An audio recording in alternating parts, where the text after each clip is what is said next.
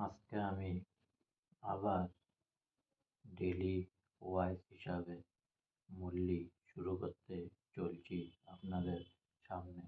তাই সবে একবার আমার সাথে বলুন, ওম শান্তি। মিষ্টি বাচ্চারা,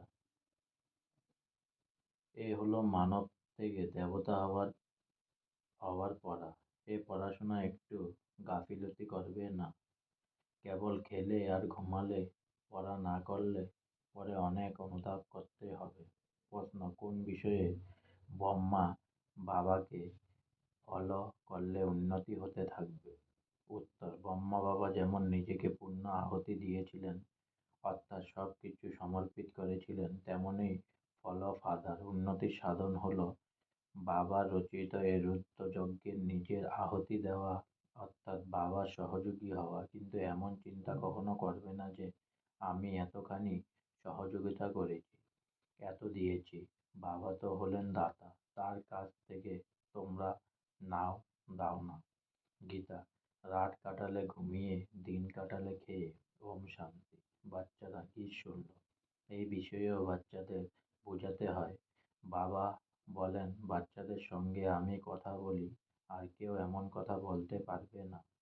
সাধু সন্ন্যাসী মহাত্মা তো অনেক আছে, কেউ বলে এনার মধ্যে শক্তি আছে, ইনি তো হলেন সকলের পিতা, উনি বসে বুঝাচ্ছেন। অনেক বাচ্চা আছে যারা সারাদিন শুধু খায় দায় আর ঘুমায়, ঘুমিয়েই কাটায়। এর ফল কি হবে? ক্ষীরেসম জন্ম হারাবে। মায়া খুব গাফিলতি করায় কুম্ভকর্ণের নিদ্রায় মায়াই তো নিয়ে যায়। তিনি এখন ঘুম ভাঙাতে এসেছেন। অজ্ঞান নিদ্রার থেকে জাগো। সম্পূর্ণ সৃষ্টি আর তার মধ্যে বিশেষ করে ভারতের অজ্ঞানের আধিক্য। তাই বাবা বলেন, এখন গাফিলতি করলে খুব অনুতাপ করতে হবে। তখন অনুতাপ করলেও লাভ হবে না।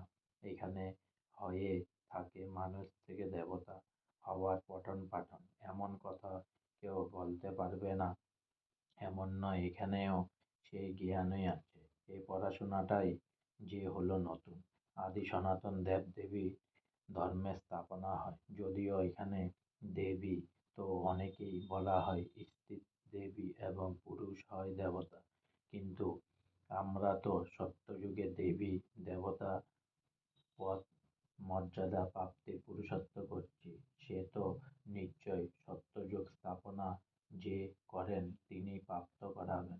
সব সৎসঙ্গ থেকে এই কথাটি পৃথক। যারা ঈশ্বরকে সর্বব্যাপী বলে এবং বহু অবতার বলে, তাদের জিজ্ঞাসা করো, যদি ঈশ্বর সর্বব্যাপী হন, তাহলে যারা অবতার বলছে তারাও ঈশ্বরের অবতার হবেন। আচ্ছা, তাহলে রচনার আদি মধ্য অন্তরের রহস্য বলো। তখনই কিছু উত্তর দিতে পারবে না। অনেক রকমের আছে, ঋদ্ধি সিদ্ধি যুক্তও আছে। নতুন আত্মা এসে সেও শক্তি প্রদর্শন করে।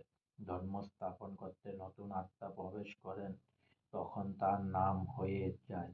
এখানে শক্তির কোনো কথাই নেই। তোমরা বলবে, শিব বাবা, আমরা তোমার কাছে স্বর্গের উত্তরাধিকারী নিতে এসেছি। একে ঈশ্বরীয় জন্মগত অধিকার বলা হয়। তোমরা হলে ঈশ্বরীয় সন্তান। কোনো সাধু সন্ন্যাসী মহাত্মা এমন কথা বলবে না যে আমরা হলাম বাপ-দাদার সন্তান। তোমরা তো জানো আমরা স্বর্গের উত্তরাধিকার নিচ্ছি। বাবা বলেন, উত্তরাধিকার পুরো নেওয়ার থাকলে বাবার স্মরণে থাকো। বাবা এখানে পড়ান, রাজত্ব স্থাপন হয়ে গেলে এই পড়াশোনা ও শিক্ষক যিনি পড়াচ্ছেন সব লুপ্ত হয়ে যাবে। এ ব্রাহ্মণ কুল এখন আছে বলে আমরা হলাম ব্রহ্মার সন্তান। তাহলে ব্রহ্মা কবে এসেছিলেন? ব্রহ্মা তো সব সঙ্গমেই আসবেন, তাই না? প্রজাপতি ব্রহ্মা যে ব্রাহ্মণের রচনা করেন, তারা দেবী দেবতায় পরিণত হয়, তখন তারা আর ব্রাহ্মণ থাকে না। তখন আমরা দেবতা কুলে চলে যাব। জাগতিক কর্মকাণ্ডের জন্যই যে পূজারী ব্রাহ্মণরা রয়েছে, তাদের প্রচলন হয়তো কোনো ঋষি মুনি ইত্যাদির দ্বারা হয়েছে। তারপরে যখন শিব ইত্যাদির মন্দির তৈরি করে পূজা আরম্ভ হয়েছিল, যারা পূজা দেবী দেবতা ছিল তারাই পূজারী হয়েছিল। সেই সময় মন্দিরে ব্রাহ্মণ প্রয়োজন ছিল, তখন সেই সময়ে ব্রাহ্মণও শুরু হয়ে থাকবে। যারা পূজ্য থেকে পূজারী হয়েছিল তাদের ব্রাহ্মণ বলা হবে না। মন্দিরে মূর্তির সামনে ব্রাহ্মণ নিশ্চয় থাকবে, সুতরাং সেই সময় ব্রাহ্মণ প্রচলিত হয়ে থাকবে। এই হলো বিস্তারিত সংবাদ। বাস্তবের এর সঙ্গে জ্ঞানের সম্বন্ধ নেই। জ্ঞান শুধু বলে মনমনা ভব। বাচ্চারা, তোমাদের যদি বলা হয় শিব বাবা ও বর্ষাকে স্মরণ করো, তাহলে কি শুধু স্মরণ করেই সর্বাই লক্ষ্মীনারায়ণ স্বরূপে পরিণত হবে? না, পড়াশোনা তো আছে। যত বেশি সার্ভিস করবে, তত উচ্চ পদ প্রাপ্ত করবে, ততই গোল্ডেন স্পুন ইন মাউথ, সোনার চামচ মুখে নিয়ে জন্মাবে হবে। নতুন দুনিয়া স্থাপন হতে, অদল বদল হতে একটু সময় তো লাগে, তাই না? বিনাশের পরে স্থাপনা হবে, কলিযুগের পরে সত্যযুগ হবে, আত্মভয়েক ইত্যাদি হতে থাকে। অনেক ধর্মের বিনাশ তো হবে, ড্রামা সম্পূর্ণ হয়। এখন আমরা বাবার কাছে গিয়ে তারপরে নতুন দুনিয়ার আসবো। এই সময় আমরা হলাম এই যজ্ঞের ব্রাহ্মণ। শিব বাবা 5,000 বছর পূর্বের মতো যজ্ঞ রচনা করেন। কোনো বিপদ আপদ আসার সম্ভাবনা থাকলে যজ্ঞ ইত্যাদি রচনা করা হয়। সত্যযুগে গুরু ইত্যাদির প্রয়োজন ছিল না। গুরু থাকবেন সেখানে যেখানে সদ্গতির প্রয়োজন থাকে। এখানে তো এখন অসংখ্য গুরু আছেন। এত বেদ শাস্ত্র ইত্যাদি থাকা সত্ত্বেও ভারতে এমন গতি হয়েছে কেন? তোমরা লিখতে পারো, 5,000 বছর পূর্বে অনুরূপ সব মানুষ কুম্ভকর্ণের ঘোর নিদ্রায় ঘুমিয়ে রয়েছে। যদিও ঘুমায় তো সবাই, কিন্তু এ হলো অজ্ঞান নিন্দা। এমন কোনো গুরু নেই যিনি সৎ গতি প্রদান করতে পারেন। এবারে অন্ধকার মিটিয়ে আলোকিত করবে কে? বাচ্চারা, তোমাদের বোঝানো হয়েছে পরমাত্মা পরমপিতা ছাড়া আলোকিত হতে পারবে না। এখন তো অনেক গুরু আছেন, তবুও অন্ধকার রাত্রি দুঃখ কেন? সত্যযুগ তো অসীম সুখ ছিল।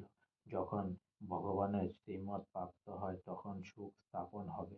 রাবণ ভারতকে পতিত দুঃখী করেছে। বাবা বলেন, এ কাম মহাশত্রুকে পরাজিত করো, পবিত্রতার প্রতিজ্ঞতা করো, তবেই নতুন দুনিয়ার মালিক হবে। গুরু কখনো এমন বলবে না যে পবিত্র হও। এখন তোমরা উজ্জ্বল আলোয় এসেছ, তো তোমরা গিয়ে জিজ্ঞাসা করো ভারত যে এত সুখী ছিল, এখন এত দুঃখী হয়েছে কেন? তোমরা বাচ্চারা জানো, আমরাই সেই দেবতা রূপে পরিণত হই। সন্ন্যাসীরা ছট করে ঘর সংসার ত্যাগ করে বেরিয়ে পড়ে।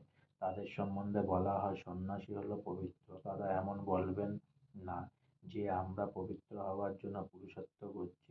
তোমাদের কথা হলো পৃথক।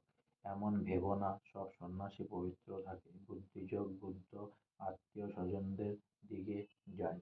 যতদিন অবস্থা পাকা না হচ্ছে, তোমাদের বলা হয় দেহ সহ দেহের সর্ব সম্বন্ধ ভুলে যাও। তাতে কত পরিশ্রম লাগে। তাদের যখন জিজ্ঞাসা করা হয় সন্ন্যাস কবে নিয়েছেন, লৌকিক নাম কি, তখন তারা বলবে যে এই কথা জিজ্ঞাসা করো না, কেন স্মরণ করছো? কেউ আবার বলেও যে তখন তাদের জিজ্ঞাসা করা হয় যে তোমরা কি সর্ব কিছু ভুলে গেছো নাকি সবার কথা মনে পড়ে? জানা তো যাবে তোমরা কে কিভাবে সর্ব কিছু ত্যাগ করলে, একা ছিলে নাকি সন্তান ছিল, তাদের কথা মনে পড়ে তোমাদের? তারা বলে হ্যাঁ, বহুবার মনে পড়ত।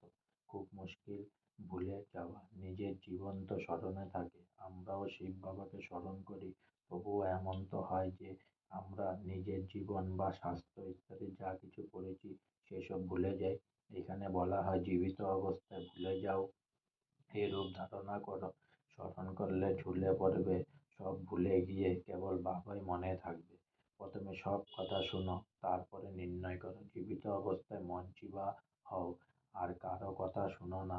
আমরা নিজেদের সম্পূর্ণ জীবনের কথা বলতে পারি। হ্যাঁ, যদিও জানি যে এখন এই দুনিয়া শেষ হতে চলেছে।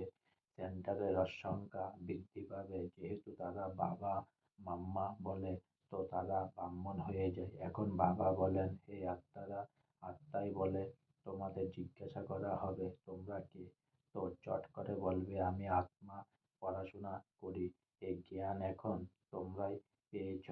তোমাদের আত্মা এই ইন্দ্রিয়ের দ্বারা পড়া করে। আত্মা ও শরীর হলো আলাদা।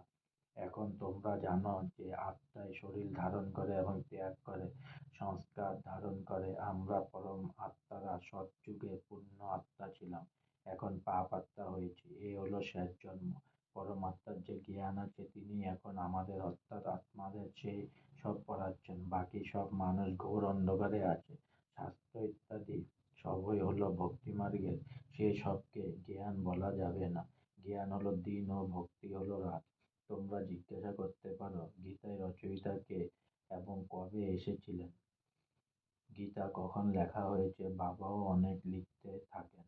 সেই সুরের দিকেও খেয়াল করতে হয়। এমনভাবে বুদ্ধিতে ধারণ করলে তোমাদের উন্নতি হতেই থাকবে। বাবা বলেন, আমাকে স্মরণ করো। বাচ্চাদের মালার রহস্য বোঝানো হয়েছে। পরমপিতা পরমাত্মা হলেন অসীম জগতের ফুল। তারপরে দুটি দানা হলেন ব্রহ্মা সরস্বতী। প্রজাপিতা ব্রহ্মার দ্বারা রচনা করা হয়েছে। এরা হলেন আদি দেবতা, আদি দেবী। ইনি হলেন ব্রাহ্মণ, যিনি স্বর্গ রচনা করেছেন, তাই এনার পূজা হয়। মাঝখানে 8টি দানা আছে। যারা সূর্যবংশী হয়েছিলেন, অনেক সাহায্য করেছেন, তারা নলেজ বুদ্ধিতে থাকা উচিত। এই কথাও জানো যে যজ্ঞে আহুতি দেওয়া হয়। মাতাদের উন্নতির জন্য বাবা যুক্তি রচনা করেছেন। বাবা নিজেই বলি চড়েছেন, তাই না? তাই ফাদার গান্ধীকে যারা সাহায্য করেছিল তারাও অল্পকালে সুখ পেয়েছে। উনি ছিলেন হ্রদের পিতা, ইনি হলেন বেহদের পিতা। এখানে বাবা সবকিছু মাতাদের চরণে নিয়ে দিয়েছেন, তাই ইনি হলেন নম্বর 1। বাচ্চারা, তোমাদের পুরুষার্থ